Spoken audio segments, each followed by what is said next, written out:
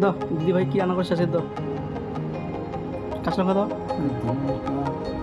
কাঁচা লঙ্কা দিয়েছে, আচ্ছা আচ্ছা, আচ্ছা। আর কি রান্না করেছে?